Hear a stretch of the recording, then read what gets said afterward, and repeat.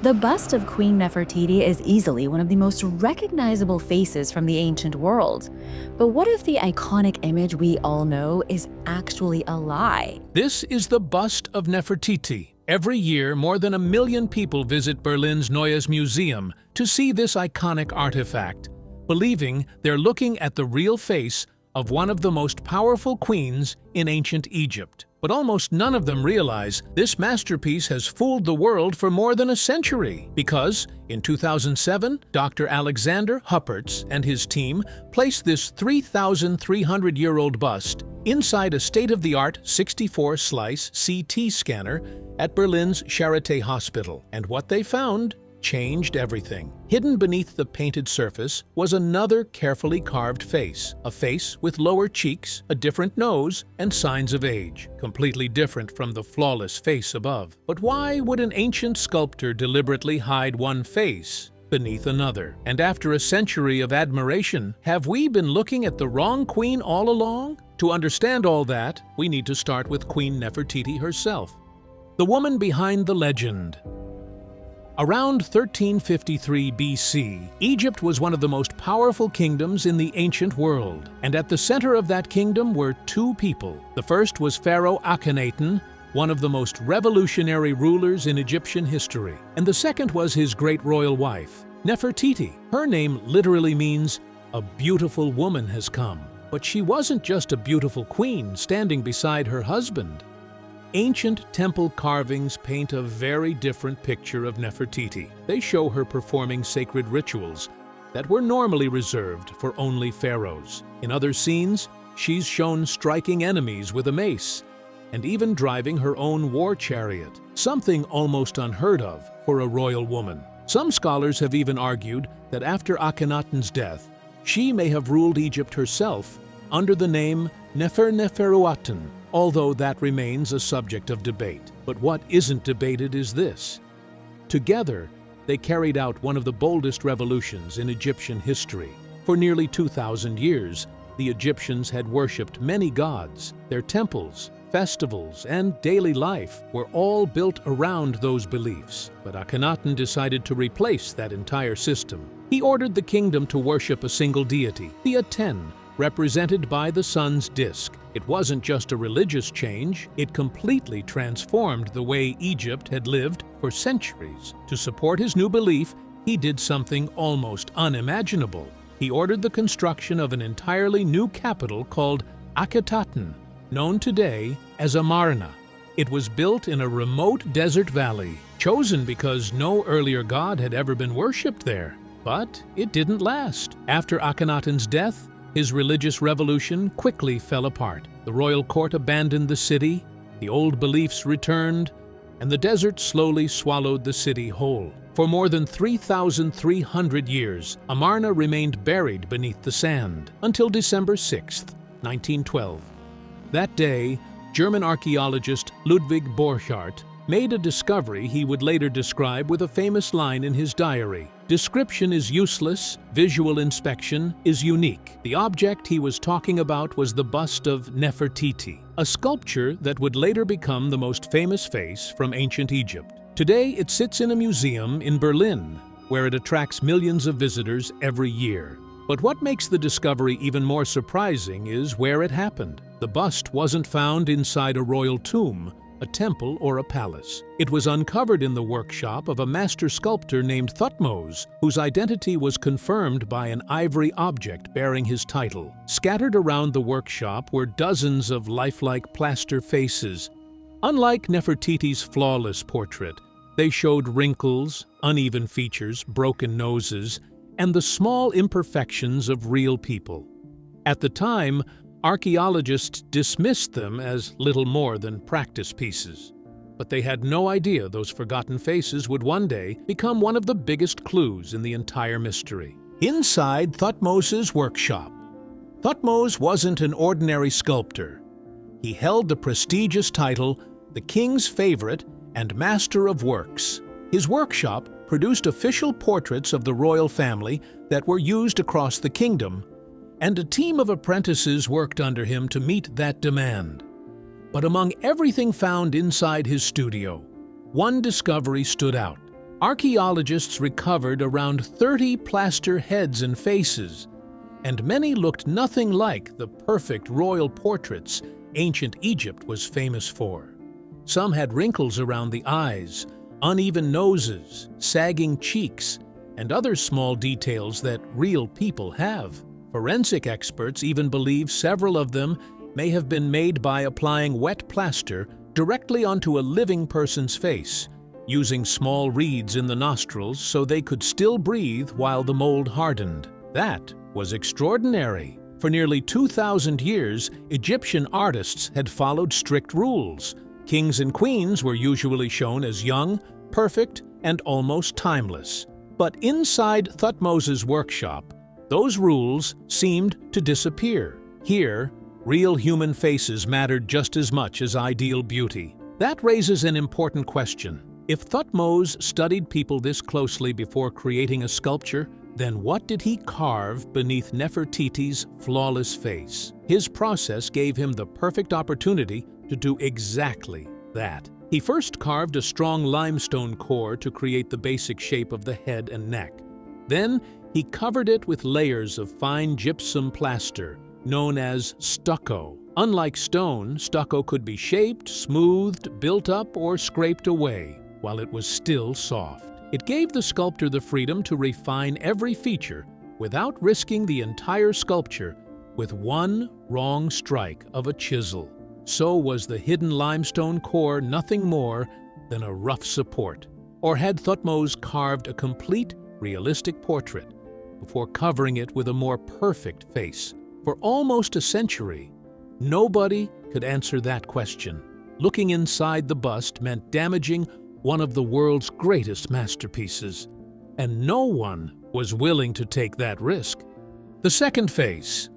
For almost a century, the secret stayed locked inside the bust. Then, in 1992, scientists made their first serious attempt to look beneath its surface.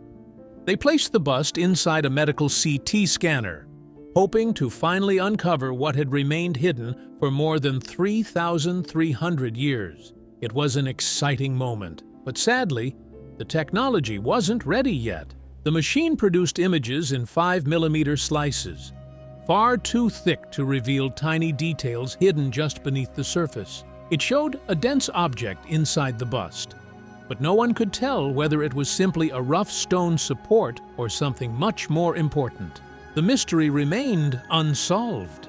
Then, in 2006, something unexpected happened. Dietrich Wildung, director of Berlin's Egyptian Museum, was adjusting the display lighting around the bust when the light struck it from a different angle.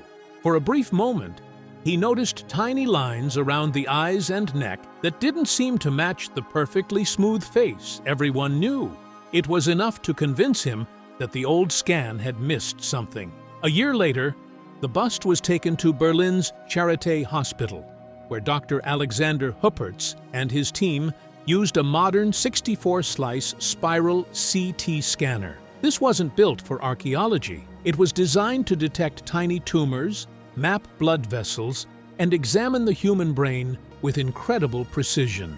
As the scanner peeled away the layers digitally, the team's expectations disappeared. For decades, archaeologists had assumed the limestone inside was nothing more than a rough support holding the outer plaster together. It wasn't. Hidden beneath the stucco was a fully carved limestone portrait, complete with carefully shaped eyes, nose, mouth, cheekbones, and neck. This wasn't a rough block left unfinished. It was a complete sculpture, one that had been deliberately covered by another face. Even more surprising, the two weren't the same. The scan revealed wrinkles around the mouth, a small bump along the bridge of the nose, lower cheekbones, and uneven layers of stucco built up over specific features. The evidence pointed to one conclusion. As Dr. Alexander Huppertz later wrote, the bust contained essentially two different faces. But discovering the hidden portrait only created an even bigger mystery. Why would Thutmos carve such a realistic face, only to hide it himself? Why hide reality? At first, the discovery seemed to tell a simple story. There were two faces, an older, more natural one hidden inside, and a smoother, more perfect one on the outside. But the more historians thought about it, the stranger it became. Because the bust was created during the Amarna period, around 1353 to 1336 BC, one of the most unusual chapters in Egypt's 3,000-year history. During those 17 years, Akhenaten didn't just change Egypt's religion. He also changed the way artists were expected to show the world. For centuries before that, Egyptian artists followed strict rules. Human figures were drawn using a fixed grid, making kings and queens look almost timeless and nearly identical. But Amarna art broke away from those traditions. Suddenly, royal families were shown hugging their children, sharing quiet family moments, and expressing real emotions. Children looked like actual children instead of tiny adults. Even Akhenaten himself was portrayed with a long skull, narrow face, wide hips, and a rounded stomach. For years, some people thought he might have suffered from a medical condition. Today, many historians believe those unusual features were probably symbolic, meant to present him as a divine ruler connected to the creator god, Aten. And that's exactly what makes Nefertiti's bust so puzzling. The scan suddenly made that artistic revolution far more confusing. The inner limestone portrait followed the same spirit of realism found throughout the Amarna period. But the outer layer transformed those natural features into a smooth, timeless, royal portrait. That raises an obvious question. Why would Thutmos do that? One explanation is purely practical. The limestone core may have been only the first stage of the sculpture, while the stucco allowed him to smooth rough edges, refine certain features, and create the polished finish expected for a royal portrait. But not everyone is convinced that's the whole story. Some historians believe the outer face wasn't just artistic refinement. It was carefully designed to present an ideal image, transforming a real queen into the timeless, perfect ruler the public was meant to see. The truth is, nobody knows. But while historians were busy arguing over the hidden face, another fight had already begun. It wasn't over history, it wasn't over science, it was over ownership. And it would turn Nefertiti's bust into one of the world's most controversial artifacts. The battle for Nefertiti. When Ludwig Borchardt discovered the bust in 1912, Egypt was operating under a system called partage, a French word meaning sharing. Foreign archaeological teams paid for excavations, and at the end of each season, the discoveries were divided between the excavation team and the Egyptian government. On paper, it sounded fair. In reality, the final decision was made by the Egyptian Antiquities Service, which at the time was controlled by French officials, not Egyptians themselves. That's where the controversy begins. For decades, Egypt has argued that Borchardt deliberately downplayed the importance of the bust during the official division. According to this claim, he described it as little more than a painted plaster bust and presented poor photographs that failed to show how extraordinary it really was. If Egyptian officials had known they were looking at one of the greatest masterpieces of ancient Egypt, they likely would never have allowed it to leave the country. Germany strongly rejects that accusation. German authorities insist that the process followed the laws of the time, that the agreement was legally signed, and that the inspector had every opportunity to examine the bust before approving its transfer. More than a century later, neither side has changed its position.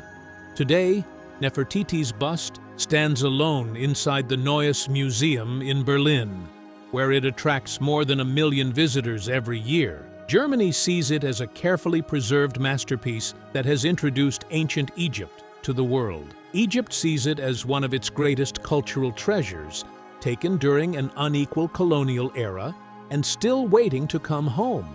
The dispute has often been compared to other famous cases, including the Parthenon marbles and the Benin bronzes, making Nefertiti one of the world's most debated ancient artifacts.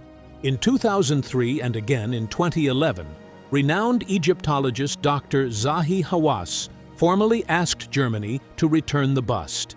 Each request was denied, with Germany arguing that the sculpture is simply too fragile to travel. After more than 100 years, the battle continues, and it seems like this dispute may never be settled. But even if it is, historians will still be left with a much deeper puzzle. Because this story was never just about a priceless sculpture. It was about a woman whose true face and whose true story may never be fully known.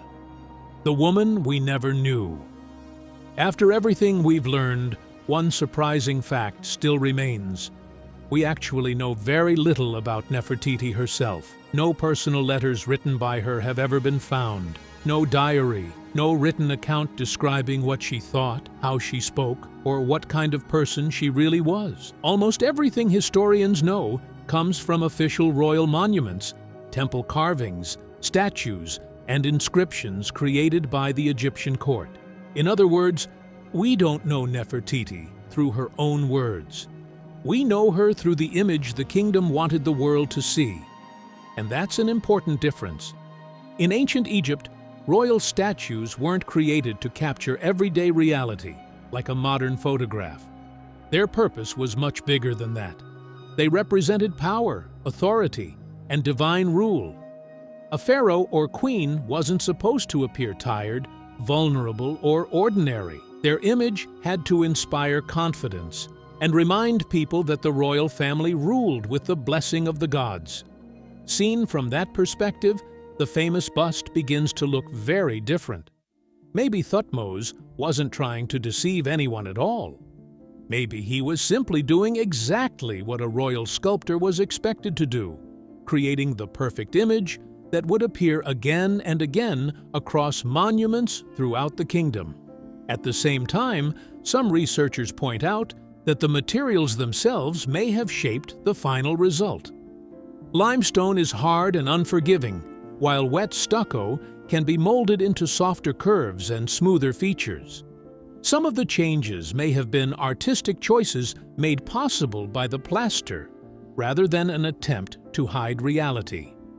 But one detail still refuses to fit neatly into either explanation. Most surviving artwork from the Amarna period is bold and highly unusual, with exaggerated faces and stretched proportions, unlike anything Egypt had produced before. Yet Nefertiti's bust looks surprisingly balanced and timeless, almost untouched by that dramatic style. Why? Nobody can answer that with certainty. But once you realize that one of history's most famous sculptures was hiding another face beneath it, it's impossible not to wonder how many more are still waiting to be discovered. How many more exist?